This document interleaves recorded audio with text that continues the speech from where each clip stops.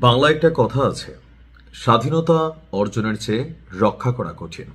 অর্থাৎ যে কোনো একটা জাতি চাইলেই স্বাধীন হতে পারে, কিন্তু স্বাধীনতার যে মূল মর্ম বা মর্মকথা সেইটাকে টিকিয়ে রাখা কষ্টকর হয়ে যায়। কারণ যখন সুযোগ সুবিধা, টাকা পয়সা, ক্ষমতা, আনলিমিটেড পাওয়ার এগুলো যখন আপনার হাতে হোল্ড করেন, তখন আসলে নিজের ভেতরে থাকা মানুষটা বদলে যায়।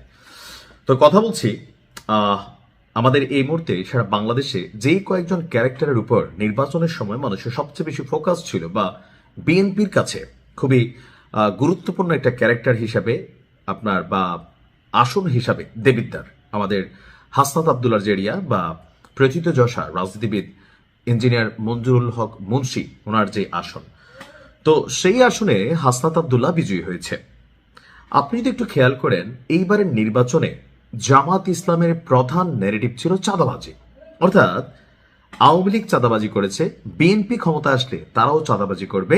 সো দেশকে যদি চাঁদাবাজ মুক্ত করতে হয় তাহলে জামাতকে ভোট দিতে হবে। কিন্তু বাংলাদেশের জনগণ, বাংলাদেশের বড় দুইটা রাজনৈতিক দল আওয়ামী লীগ এবং বিএনপি, এর বাহিরে আসলে রাষ্ট্র ক্ষমতায় আমি জানি না আগামী দিনে হয়তো অন্য কোনো দল আসতে পারে, তবে জামাতের জন্য এই যে গোল্ডেন একটা চান্স ছিল, বা এইবার আমরা যতটা প্রেডিকশন বলেন যা কিছুই বলেন, মনে হচ্ছিল যে না, জামাত মনে হয় খুব হার্ডলি বিট করবে, বিএনপি যাবে সরকারে বাট জামাত হয়তো কাছাকাছি থাকবে। কিন্তু দেখা গেছে যে বিভিন্নভাবে জামাত কিন্তু আসলে সেই জায়গায় পৌঁছতে পারেনি।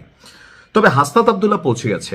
এখন এই যে চাঁদাবাজি ন্যারেটিভটা, আপনি তো জনাব তারেক রহমানের বক্তব্য শোনেন 31 দফা, বা বিএনপির একদম ঊর্ধ্বতন কর্তৃপক্ষ যারা নির্বাচন নিয়ে বারবার কথা বলছিল, আপনি নাসিরুদ্দিন পাটোয়ারির আসনটা দেখেন, মির্জা আব্বাসকে চাঁদাবাজ, গ্যাংস্টার এই সেই বানায় নাসিরুদ্দিন পাটোয়ারি একটা ন্যারেটিভ তৈরি সৃষ্টি করেছিল, পিনাকি সৃষ্টি করেছিল, ইলিয়াস সৃষ্টি করেছিল, কিন্তু জনগণ কিন্তু ওনারই বাইছা নিল। তবে হাসনাত আবদুল্লাহকে বেছে নেওয়ার পিছনে আমার কাছে মনে হয় যে এলাকার মানুষের একটা প্রধান পারসেপশন ছিল যে বিভিন্নভাবে হাসনাত আবদুল্লাহ, আমিও বলছি এনসিপি থেকে আমি জাস্ট দুইটা ক্যারেক্টারে পছন্দ করতাম, একটা হচ্ছে হাসনাত আর একটা হচ্ছে তাসনিম, যারা যারা আমার নিউজ দেখেন। তো হাসনাত আসলে আমাদের বাংলাদেশের রাজনীতিতে হয় কি পরিবর্তন। সো আমরা আশা করি এবার পরিবর্তন আসবে। দেখেন, আপনি সরকারে গেছেন, এমপি হয়েছেন, কিন্তু জনগণ আপনার কাছে যে জিনিসগুলো চায় সেটার মধ্যে প্রধান হচ্ছে বাংলাদেশকে চাঁদাবাজ মুক্ত দেখতে চায়। যে আমি আমার একটা কাজ করব লিগেল ওয়েতে, আমি ব্যবসা করব, আমি সরকারি ফি দিব, আমি যেটা আছে ট্যাক্স দিব, সবকিছু দিব, কিন্তু কোনো একটা ব্যবসা করতে গেলে, কোনো একটা কর্ম করতে গেলে, বা রাস্তায় একটা সিএনজি চালাইতে গেলে, এই যে বিভিন্ন জায়গায় নামে বেনামে বিভিন্ন ওয়েতে এই যে টাকা পয়সা নেওয়া হয়, এগুলোতে মানুষ বিরক্ত।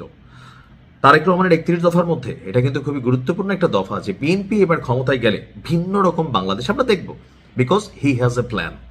তো আমরা ওই প্ল্যানের অপেক্ষায় যখন আছি, তখন হাসনাত আবদুল্লাহ তার প্ল্যান প্রকাশ করে দিয়েছে। আজকে একটা বক্তব্য হাসনাতের খুবই ভাইরাল, দেবিদ্দারের বাসীরা, আজকে থেকে দেবিদ্দারকে চাঁদাবাজ মুক্ত করা হলো, চাঁদা মুক্ত করা হলো, সবাই ব্যবসা করতে পারেন, কোথাও কাউকে সরকারি ফি এর বাইরে 10 পয়সা দিতে হবে না।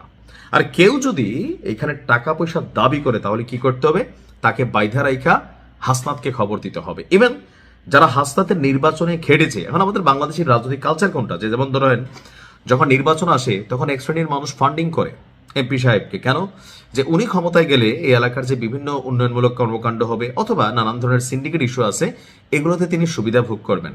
তো হাসনাত বলে দিছে যে আমার জন্য যারা খরচ করছেন বা খরচ করবেন ভবিষ্যতে হয়তো কোনো কারণে, কথার কথা, কিন্তু আপনি যদি মনে করেন যে আপনি কোথাও কোনো চাঁদাবাজি করবেন, কোথাও কোনো অনৈতিক সুবিধা নেবেন, তাহলে ভাই আমি কিন্তু আপনাকে চিনি না।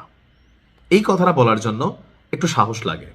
তো আমি মনে করি যে 17 বছর পর যে নির্বাচন হয়েছে, আবার এই নির্বাচনকে আওয়ামী লীগ বয়কট করেছে, আগে বিএনপি বয়কট করতো, ডাজন্ট ফ্যাক্ট। তো নির্বাচন হয়েছে, একটা সরকার গঠিত হতে যাচ্ছে। আমরা আশা করি যে অতীত থেকে বিএনপি শিক্ষা নিবে, কারণ বাংলাদেশের মধ্যে এখন একটা ভাইব তৈরি হয়েছে। আমরা চাই বাংলাদেশ চাঁদাবাজ মুক্ত হোক।